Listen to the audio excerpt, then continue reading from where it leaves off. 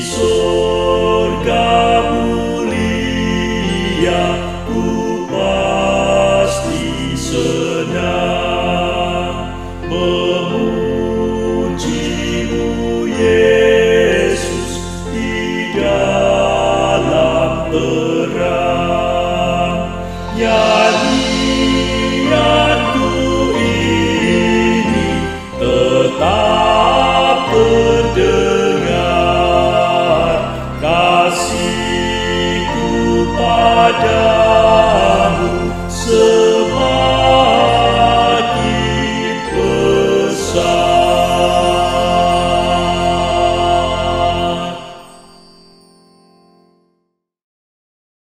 Shalom. Selamat pagi Bapak Ibu Saudara-saudari, jemaat dan simpatisan GKI Karangsaru. Pada pagi hari ini kita dipertemukan lagi dalam program Hikmat Pagi, Rabu 30 Agustus 2023. Mari Bapak Ibu, sebelum kita memulai aktivitas kita hari ini, baiklah kita merenungkan sebagian dari firman Tuhan. Sebelumnya, mari kita berdoa terlebih dahulu. Bapa yang mengasihi kami mengucap syukur untuk penyertaan Tuhan tidur semalam dan Tuhan bangunkan kami kembali dengan keadaan yang baik. Tuhan anugerahkan udara pagi yang segar kepada kami. Tuhan, kami mohon tuntunan-Mu untuk segala aktivitas dan kesibukan kami pada seharian ini di dalam tangan-Mu. Terima kasih Tuhan, hanya demi nama-Mu ya Yesus kami panjatkan doa ini. Tema hikmah pagi hari ini adalah pengakuan iman Petrus. Diambil dari Matius 16 ayat 16 yang berbunyi demikian. Maka jawab Simon Petrus, "Engkau adalah Mesias, anak Allah yang hidup." Demikianlah sabda Tuhan, berbahagialah setiap orang yang membaca, merenungkan, dan melakukan firman-Nya. Amin. Selamat pagi Bapak Ibu, saudara-saudari yang dikasihi Tuhan. Di akhir bulan ini, saya mengajak Bapak Ibu Saudara sekalian untuk melihat indahnya pemandangan di sekitar Sungai Banjir Kanal Barat. Tepatnya di tempat yang sering disebut orang Semarang sebagai Kali Pleret. Tentunya kita sudah tidak asing dengan sudut kota Semarang yang satu ini. Dan di sini, setiap pagi dan sore menjadi tempat yang ramai, di mana masyarakat banyak yang berkegiatan di tempat ini. Di tepian sungai sudah ditata dengan apik, dan banyak masyarakat yang melakukan olahraga ringan di pagi dan di sore hari. Saat ini, mari bersama-sama kita membaca dan merenungkan akan firman Tuhan. Bapak Ibu, saudara-saudari yang terkasih di dalam Tuhan, kitab Injil tidak hanya menyajikan kisah-kisah faktual tentang Yesus dan murid-muridnya, namun juga menggunakan kisah itu untuk menggambarkan kehidupan gereja dengan segala pergumulannya. Tuhan Yesus tetap menjadi figur sentral, sedangkan para muridnya menggambarkan jemaat Tuhan. Jadi, Injil-Injil sinoptik, yaitu Injil Matius, Markus, dan Lukas, memiliki setting of life-nya masing-masing. Itulah sebabnya, misalkan gelar Yesus pada satu cerita yang sama dapat berbeda di 3 Injil sinoptik yang ada. Injil Matius mencatat, "Engkau adalah Mesias, anak Allah yang hidup."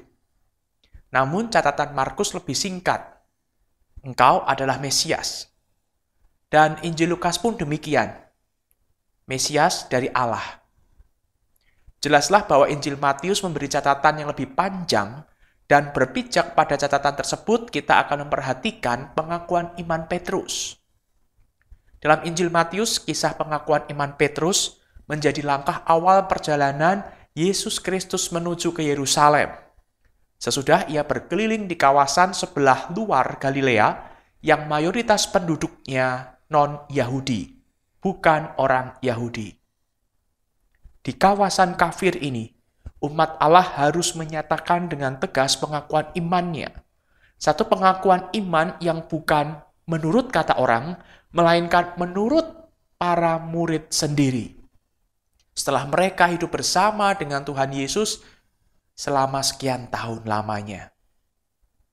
Pengakuan iman Petrus tersebut bagi para pembaca Injil Matius yang berlatar belakang Yahudi, menegaskan bahwa Yesuslah Mesias yang sudah mereka nantikan sejak lama. Ungkapan anak Allah yang hidup mengingatkan kita akan suara yang terdengar ketika Yesus dibaptis. Di dalam Injil Matius pasal 3 ayat 17 demikian. Lalu terdengarlah suara dari surga yang mengatakan, "Inilah anakku yang kukasihi, kepadanyalah aku berkenan." Para murid Yesus yang dalam hal ini dipresentasikan oleh Petrus, ternyata menyadari bahwa guru mereka adalah Mesias yang diutus oleh yang ilahi dari surga untuk menyatakan penghormatan, penghargaan, bahkan kasih yang sangat besar dan sungguh-sungguh melalui menjadi manusia. Untuk menyejahterakan manusia tanpa sikap diskriminatif. Pengakuan iman Petrus ini sekaligus fondasi yang kokoh untuk mewujudkan kehidupan bergereja yang bukan hanya memperkuat persekutuan kita dengan Gereja Kristen Indonesia saja, namun kita terus berkarya bagi kemuliaan nama Tuhan dimanapun berada. Sejatinya, terbangunnya jemaat bukan karena kuasa manusia, namun karena karya Allah. Mari kita berdoa. Bapa di surga, kami bersyukur atas persekutuan kami, kebersamaan kami di dalam keluarga besar Gereja Kristen Indonesia. Dan kami bersyukur karena sampai saat ini, gerejamu, Gereja Kristen Indonesia, masih memegang teguh pengakuan bahwa Yesus Kristus adalah putramu, dia adalah Mesias, dia adalah Juru Selamat. Dan kami bersyukur di dalam kehidupan bergereja ini, kami boleh bersama-sama terus bertumbuh.